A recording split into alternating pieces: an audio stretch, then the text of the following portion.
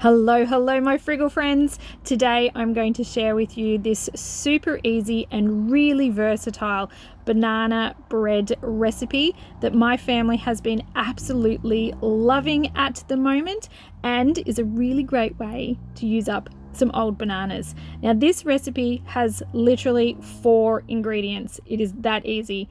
I use quick oats, some self-raising flour, some milk. You can use whatever milk you want. We happen to use soy milk, but that's just because that's what we have.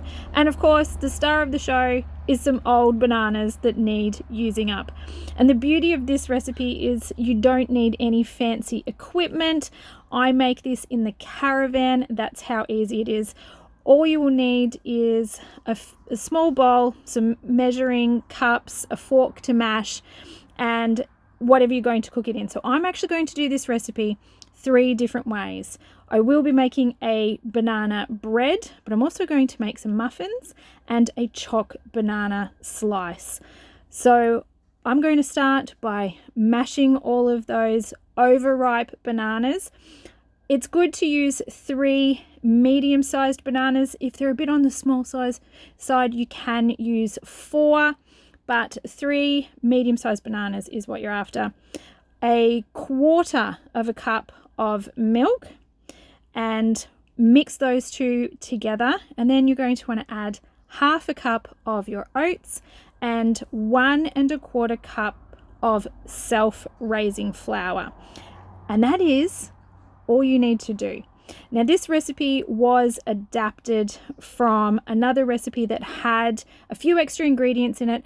I am going to include that one in the description down below, so you can see the original recipe as well if you would like, but it does call for a few bits and pieces that we don't always have on hand in the caravan.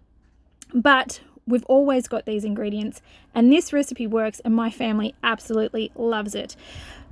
Once you start to combine all of these ingredients together, depending on how ripe your bananas are, will depend on how much liquid is sort of coming out of them. If you need to add an extra, say, tablespoon of milk, go ahead and do that.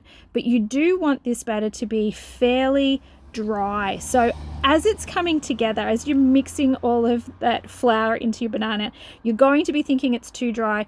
It probably won't be. Just keep going until very close to the end, and if you decide that it is really hard just to mix in the last of that flour, go ahead and add an extra, say, tablespoon of liquid, but that's pretty much all you're going to need.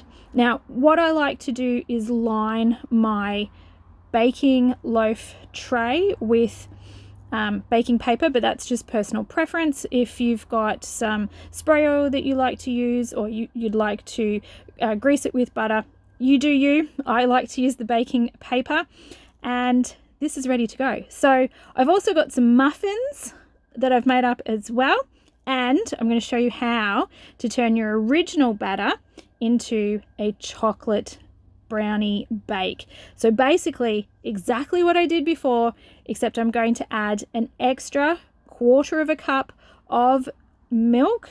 That's just because we're going to add in 2 tablespoons of unsweetened cocoa powder and some chocolate chips. Now, if you've got chocolate chips, you could use that. I happen to have the cacao nibs, so I'm going to throw those in, but that's it. One thing I will add is my family's used to not having a lot of sugar in things.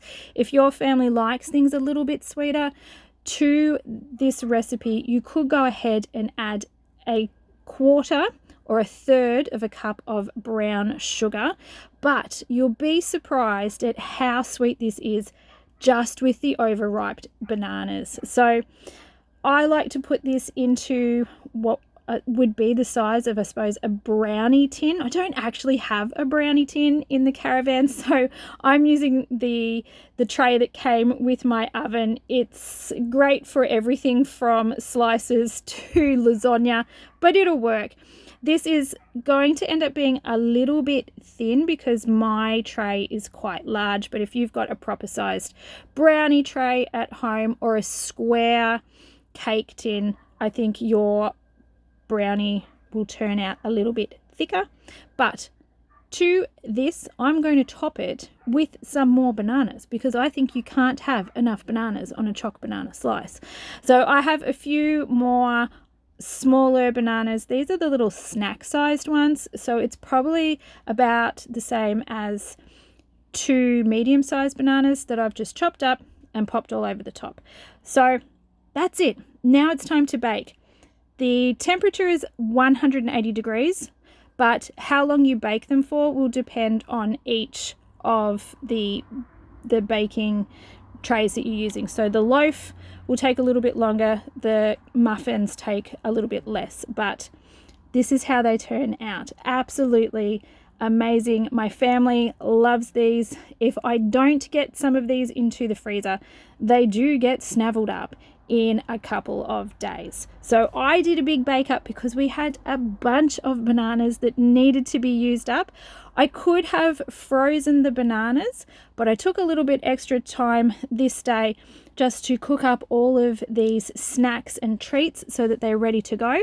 And I can actually put these in the freezer instead of just the bananas. And because the recipe is so simple and it literally takes me a couple of minutes just to whip it all together, cooking 3 different types of snacks doesn't actually take that long. But I tell you what, there was a happy household here by the time I was finished, particularly with this choc banana slice that I made. I called it a choc banana brownie, but it's probably not really a brownie. Either way, it went down absolutely fabulous, and this one was by far my family's favorite. But the banana bread and the banana muffins are very popular here at the moment, and we're actually on the lookout at the supermarket for marked down bananas just so that I can make more of these and put them in the freezer. So I'm going to leave the recipes for all of this down below in the description if you'd like to give this a try at home. If you do, I would love to hear from you in the comments and let me know how it goes and how your family enjoys it. But for now, thanks for watching.